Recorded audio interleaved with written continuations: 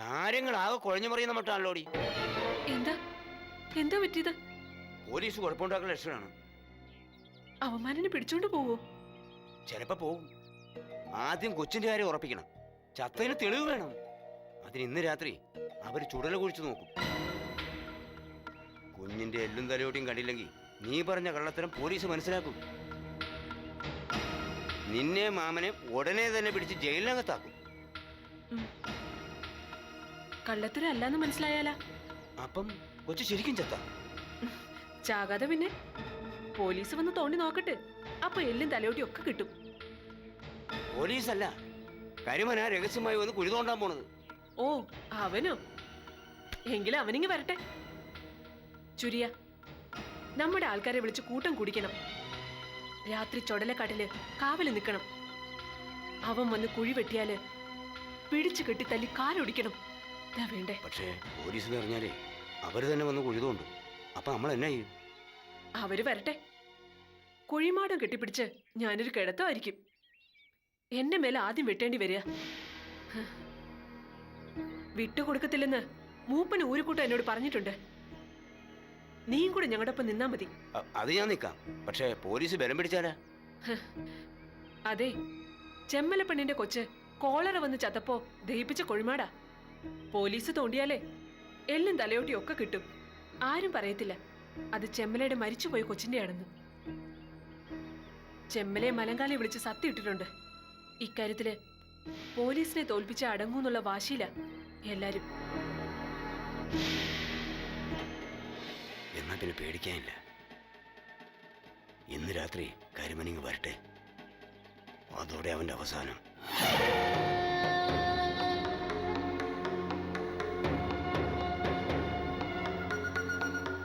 പോകാം, എനിക്കൊരു മടിയില്ല. പക്ഷേ മമ്മട്ടി വെച്ച് വെട്ടുമ്പോൾ ഒച്ചയാക്കത്തില്ലേ? ആരെങ്കിലും വന്ന് കണ്ടുപിടിച്ചാ ദുർമന്ത്രവാദത്തിനാണ് ചെന്നെന്ന് പറഞ്ഞ് അവരുടെ കൂട്ടർ എന്നെ പിടികൂടും. മൺവെട്ടി വെച്ച് ഉറച്ചു വെട്ടേണ്ട കാര്യമില്ല. മണ്ണ് കോരി മാറ്റാൻ പറ്റും. പിന്നെ അർദ്ധരാത്രിയിൽ എല്ലാവരും ഉറക്കമായിരിക്കും. ചെമ്പകത്തിന്റെ കുടിലിനടുത്താണെങ്കിൽ വേറെ കുടിലുകളും ഇല്ല. ഉറച്ചു വെട്ടിയാൽ പോലും ആരും കേൾക്കാൻ പോകുന്നില്ല. കുഴിക്കകത്ത് ചാരം ഉണ്ടോന്ന് മാത്രം കണ്ടുപിടിച്ചാൽ മതി. അതുപോലെ സെലിന കുഞ്ഞെ, അല്ലാണ്ട് എല്ലും മാന്തി എടുക്കാൻ നിൽക്കണോ? അത് വേണ്ട. ദഹിപ്പിച്ച സ്ഥലമാണോന്ന് അറിഞ്ഞാൽ മാത്രം മതി. ബാക്കി പോലീസ് ചെയ്തോളും. കുഞ്ഞു മരിച്ചത് നേരാണെങ്കിൽ ആര് കൊന്നു എന്ന് കണ്ടുപിടിക്കലാവും പിന്നത്തെ പ്രധാന പണി. ശരി സാറേ, ഞാൻ ഏറ്റു. ഇരുട്ട് വീണ് തുടങ്ങിയാൽ ഞാൻ അക്കരെക്കാട്ടിൽ മമ്മട്ടിയായിട്ട് കയറാൻ തുടങ്ങും. നേരം വെളുക്കും മുമ്പ് തെളിവുകളുമായിട്ട് ഞാൻ തിരിച്ചു വരും.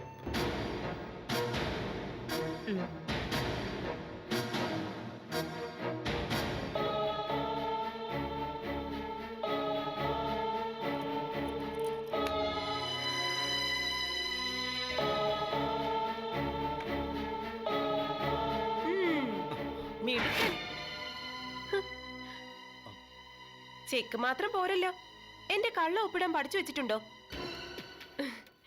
എത്ര നല്ല ഭർത്താവ്. ഭാര്യയ്ക്ക് ക്യാൻസർ ആയതുകൊണ്ട് ഒരു ഒപ്പിട്ട് പോലും ഭാര്യയെ കഷ്ടപ്പെടുത്തണ്ടെന്ന് കരുതുന്ന സ്നേഹ സമ്പന്നൻ. എന്നാ ഭാഗ്യവതിയാ ഞാൻ. നീ എന്നോട് ക്ഷമിക്ക്. നമ്മുടെ മോനെ തിരിച്ചിട്ടാൻ വേണ്ടിയാ ഞാൻ. ചെക്ക് മോഷ്ടിച്ച് കള്ള ഒപ്പിട്ട് കൊടുക്കാന്ന് കരുതി അല്ലേ? കാശ് കൊടുക്കാതെ നമ്മുടെ മോനെ തിരിച്ചിട്ടില്ല ടീന. നാളെ ബോബ മുംബൈയിൽ തിരിച്ചെത്തും. അവൻ കാശ് കൊടുക്കാൻ തയ്യാറാ. പിന്നെ കുഞ്ഞ് അവന്റെ കയ്യിൽ തന്നെ ചെന്ന് പെടും. ആ സങ്കടം സഹിക്കാൻ വയ്യാഞ്ഞിട്ടാ ഞാൻ. ചെക്ക് ഞാൻ ഒപ്പിട്ട് തരാം. പക്ഷേ പണം കൊടുത്ത മോനെ അവര് നമുക്ക് തരും എന്നതിന് എന്താ ഉറപ്പ്? ഞാൻ കൂടെ പോവും. മോനെ കൊണ്ടേ ഞാൻ വരൂ. കുഞ്ഞിനെ ഇവിടെ എന്റെ അടുത്ത് കൊണ്ടുവരാൻ പറയണം. ക്യാഷായിട്ട് തന്നെ 5 ലക്ഷം കൊടുക്കാം. അവരത് ചെയ്യില്ല ടീന. അപ്പോ മറ്റൊരു വഴി കണ്ടുപിടിക്കണം. അതും ഇന്ന് തന്നെ. കാരണം നാളെ ബോബൻ എത്തുമല്ലോ. അതിനു മുമ്പ്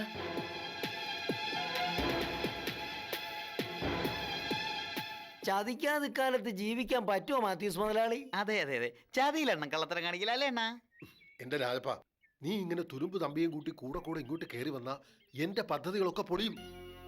ഷേർലി നിങ്ങളോട് പറഞ്ഞതല്ലയോ കാശ് തരുമെന്ന്? എപ്പാ? ലോകാവസാനം വരെ കാത്തിരിക്കാനൊന്നും എന്നെ കൊണ്ട് പറ്റത്തില്ല. തുരുമ്പ് തമ്പിക്കേ സമയത്തിന് വിലയുണ്ട്.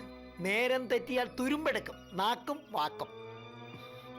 എന്റെ തുരുമ്പേ കാര്യങ്ങളൊക്കെ ഒന്ന് ശരിയായി വരട്ടെ. എന്നതായാലും ആ കൊച്ചിനെ നിങ്ങൾ ബോബന്റെ കൈ കൊണ്ട് കൊടുക്കരുത്. ആ നിമിഷം ഞാനും ഷെർലി ഈ വീട്ടിൽ നിന്ന് പുറത്താവും. പറഞ്ഞ കാശ് പിന്നെ ഞാൻ എങ്ങനെയാ തരുന്നേ? മുതലാളി, റിച്ച് സാർ 5 ലക്ഷം ഏറ്റിരിക്കുക. അത് ബോബൻ സാറിനോട് പറഞ്ഞാൽ 10 ലക്ഷം എനിക്ക് ഉറപ്പാ. അല്ലെങ്കിൽ 8 കിട്ടും. ഇനി നിങ്ങളുടെ നക്കാവിച്ചയ്ക്ക് വേണ്ടി ഈ തുരുമ്പ് തമ്പി ഇനി ഇങ്ങോട്ട് വരത്തില്ല. തുരുമ്പെന്നില്ലേ? സ്വത്തുക്കൾ എന്റെ കൈ വന്ന 25 ലക്ഷം ഞാൻ തരും. എന്റെ വാക്കാ, ഇരുമ്പ് പോലെ ഉറച്ച വാക്ക്. തുരുമ്പ് എടുക്കുവോ? ഇല്ല, ഉറപ്പ്. ആ, പക്ഷെങ്കില് കാര്യങ്ങൾ വേഗത്തിലാക്കാൻ നിങ്ങൾ ഒരു കാര്യം ചെയ്യണം. ആ കിട്ടുണ്ണി വൈദ്യരെ കൊന്ന കേസ് ഒന്ന് കുത്തിപ്പൊക്കണം. അയാളുടെ മോളെ കൂടി കൂട്ടിന് വിളിച്ചോ. ഒരു ജനകീയ സമരം. അതോടെ തെങ്ങുംമൂട്ടിലെ എന്റെ കസേര ഒന്നുകൂടി ഉറച്ചു കിട്ടും. എന്താ, അത് പറ്റുമോ? നാളെ ബഹുജന സമരം ASP ഓഫീസിന് മുന്നിൽ പൂട്ടിക്കും. വേണ്ടി വന്നാൽ പോലീസ് സ്റ്റേഷൻ വരെ പൂട്ടിക്കും. വേണം.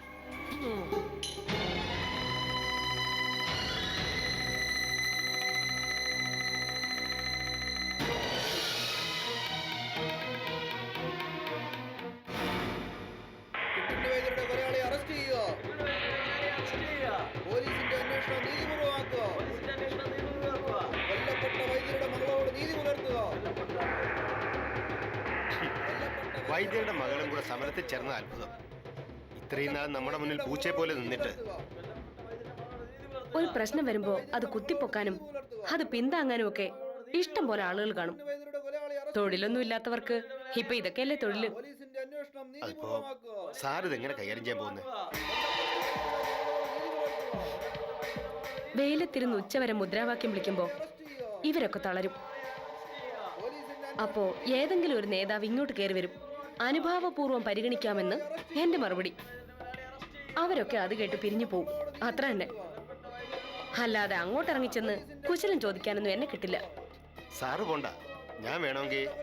വേണ്ട പ്രസാദ്, ഇതിന് പിന്നിൽ എന്തോ ഒരു കളിയുണ്ട്.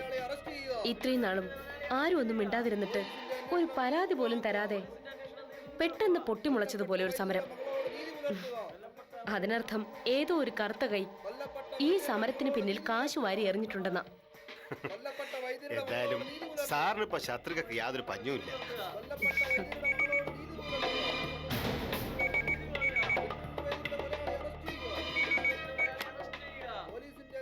Yes,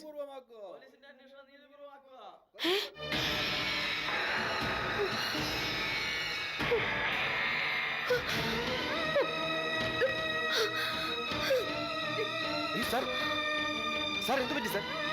sir cool down sir. Sir tell me sir, എന്ത് പറ്റി സാർ? സാർ, എന്റെ സോന പോയി പ്രസാദ്.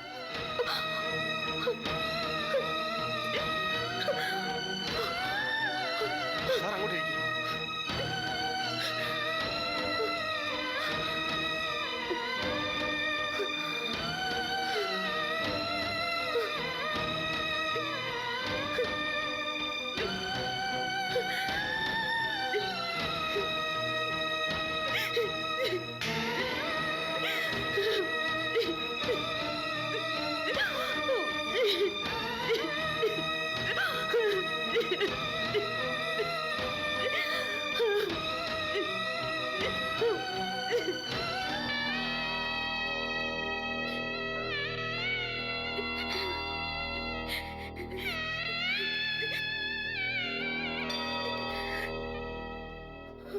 ഒക്കെ ഞാൻ ചെയ്തു കൂട്ടിയതിന്റെ ഫലമാ കൃഷ്ണമാമ. എന്റെ സ്വാർത്ഥതയ്ക്ക് വേണ്ടി എപ്പോഴും ഞാൻ എന്റെ മോളെ വെറുത്തു പോയി. അതുകൊണ്ടല്ലേ അവൾ ഈ വീട് ഉപേക്ഷിച്ച് ബാംഗ്ലൂരിലേക്ക് പോയത്. ഇവിടെ തന്നെ ആയിരുന്നെങ്കിൽ ഒരിക്കലും എന്റെ മോക്ക് അപകടം പറ്റത്തില്ലായിരുന്നു.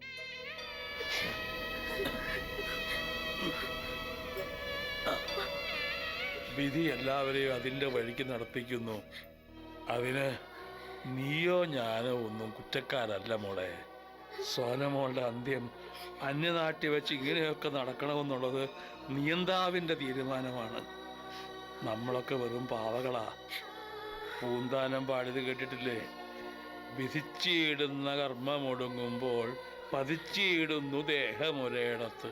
ആ ഇട എവിടെ വേണമെന്നും ആ ദേഹം എവിടെ പതിക്കണമെന്നും ഒക്കെ അവിടുത്തെ തീരുമാനമാണ്. എനിക്കങ്ങനെയൊന്നും സമാധാനിക്കാൻ പറ്റുന്നില്ല കൃഷ്ണമാമ. ഇനിയുള്ള കാലം കുറ്റബോധം കൊണ്ട് നേരെ മരിക്കാനായിരിക്കും എന്റെ വിധി. സോഫി, നീ ഇങ്ങനെ ഓരോന്ന് പറഞ്ഞു കരഞ്ഞാൽ ഇവിടെ ആരുടെയും കണ്ണുനീര് തോരില്ല. നിന്നേക്കാൾ കുറ്റബോധവും സങ്കടം കൊണ്ട് നീറി നിൽക്കുക സലീന. അച്ഛൻ പറഞ്ഞതുപോലെ ഒക്കെ വിധിക്ക് വിടാം, അല്ലാതെ കരഞ്ഞിട്ടെന്താ? മമ്മി, ഡാഡിയുടെ വിധി തന്നെയായി അവസാനം സോനമോൾക്കും. തലയാകെ ചുറ്റിക്കെട്ടിയ ആ മുഖം കണ്ണീന്ന് മായുന്നില്ല മമ്മി.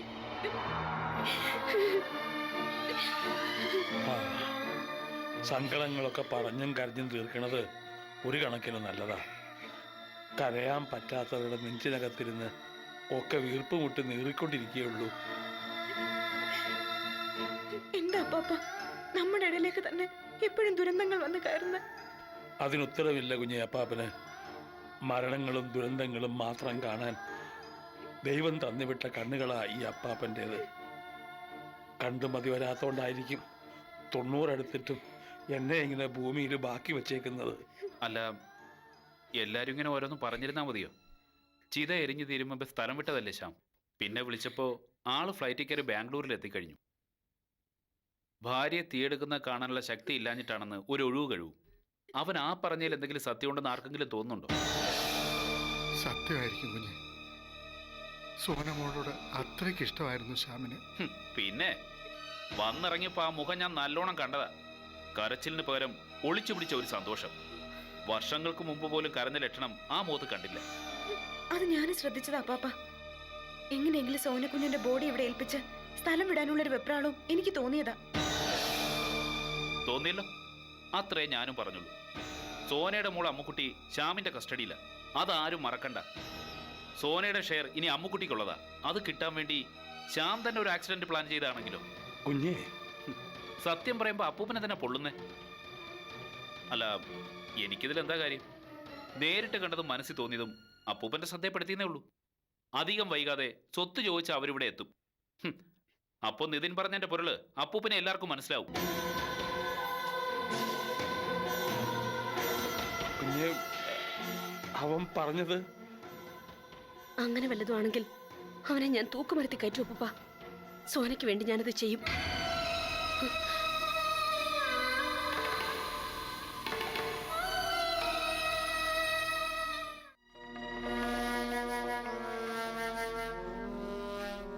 എന്താ നിങ്ങളുടെ തീരുമാനം? ആ, ഞങ്ങളല്ലല്ലോ തീരുമാനമെടുക്കേണ്ടത്, സാറല്ലേ. ചില്ലി കാശ് കുറയാതെ 5 ലക്ഷം തരാൻ സമ്മതമാണോ അല്ലയോ? ആ തീരുമാനം ആദ്യം സാറ് പറ. കഴിഞ്ഞ തവണ ഒരു അബദ്ധം പറ്റിയാണ് ഞാൻ പറഞ്ഞല്ലേ. കാശ് ഞാൻ റെഡിയാക്കി വെച്ചിട്ടുണ്ട്. അത് തരാനും സമ്മതാ. എങ്കി അതെങ്കി തരാത്ത എന്താ സാറേ? ഒരുമാതിരി കളിപ്പീര് പരിപാടി പോലെ. അങ്ങനെ ചുമ്മാ 5 ലക്ഷം എടുത്ത് തരാൻ പറ്റുമോ? എന്റെ മോനെവിടെ? അവനെ കൺമുമ്പിൽ കാണാതെ കാശ് തരാൻ പറ്റത്തില്ല. നിങ്ങൾ അതും കൊണ്ട് മുങ്ങിയ കുരിശ് വരച്ചു നിന്നാ മതി. ഞാൻ ഇത് നടക്കത്തില്ല രാജപ്പ. നീ വാ, നമുക്ക് കൊച്ചിനെ ബോബൻ സാറിന് കൊടുക്കാം. അണ്ണ ഒന്നും എന്തുവാണ്? റിച്ചി സാർ പറഞ്ഞത് ന്യായമല്ലേ? സാറിന്റെ കയ്യിൽ നിന്ന് കാശ് വാങ്ങി നമ്മൾ മുങ്ങിയാലോ എന്നുള്ള പേടിയുണ്ടല്ലേ സാർ ഈ പറഞ്ഞത് അല്ലേ? നീ ഇവിടെ ഇരുന്ന് മന്ത്രം ജപിച്ച് സാറിന്റെ പേടി മാറ്റി. എനിക്ക് വേറെ ജോലി. എന്റെ പൊന്നണോ നിന്നേ, ഞാൻ പറയട്ടെ. സാറ് തന്നെ ഒരു വഴി പറഞ്ഞട്ടെ. വഴി ഞാൻ പറഞ്ഞല്ലോ. എന്റെ കൺമുമ്പിൽ മോനെ കണ്ട ആ നിമിഷം ഞാൻ കാശ് തരും. കാശ് മുഴുവൻ എണ്ണി നോക്കി ഉറപ്പാക്കിയ ശേഷം നിങ്ങൾ മോനെ തന്നാ മതി. ഞങ്ങൾ കൊച്ചിനെയും കൊണ്ട് വരുമ്പോ പോലീസിനെ ഇവിടെ ഒളിപ്പിച്ച് നിർത്തിയിട്ടുണ്ടെങ്കിലോ ആ വേല നടക്കത്തില്ല സാറേ. എടോ തമ്പി, പോലീസിനെ വിളിക്കാനായിരുന്നെങ്കിൽ എനിക്കത് നേരത്തെ ആവായിരുന്നല്ലോ. എനിക്ക് എന്റെ മോനെ തിരിച്ചു വേണം. ആ ഒരൊറ്റ കാര്യേ ഇപ്പൊ എന്റെ മുമ്പിലുള്ളൂ. എങ്കിൽ സാറൊരു കാര്യം ചെയ്, ഞാൻ പറയുന്ന സ്ഥലത്ത് കാശും കൊണ്ടുപോവാ. എന്താ? വരാം. അവിടെ മോനെ കൊണ്ടുവരണം. കാശ് കിട്ടിയാൽ മോനെ എനിക്ക് തരണം. എവിടെ വരണം, ഏത് സമയത്ത് വരണം എന്ന് മാത്രം പറഞ്ഞാൽ മതി.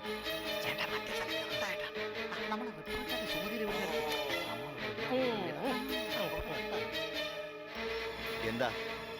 അടിവാരം എത്തുന്ന മുമ്പ് ഒരു സ്ഥലമില്ലേ സാർ, ഇഞ്ചപ്പാറ. അതിനടുത്തുള്ള റബ്ബർ തോട്ടത്തിൽ കാശും കൊണ്ട് നാളെ ഉച്ചയ്ക്ക് 12 മണിക്ക് വരണം. കൃത്യമായി ഏത് സ്ഥലം എന്ന് പറ. വണ്ടിയും കൊണ്ട് സാർ എവിടെയെങ്കിലും നിന്നാ മതി, ഞങ്ങൾ കണ്ടുപിടിച്ചോളാം. പിന്നെ സാർ ഒറ്റയ്ക്കേ വരാവൂ. ചുറ്റും പരിശോധിച്ച് ഉറപ്പുവരുത്തിയിട്ടേ കൊച്ചിനെ സാറിന്റെ മുന്നിൽ എത്തിക്കും. സഹായത്തിന് ആരെങ്കിലും കൂടെ ഉണ്ടെങ്കിൽ സാറ് ഞങ്ങളെയും കാണൂല, കൊച്ചിനെയും കാണൂല. ആ ഞാൻ തനിച്ചേ വരൂ. ആ വാടാ രാജപ്പ. ആ.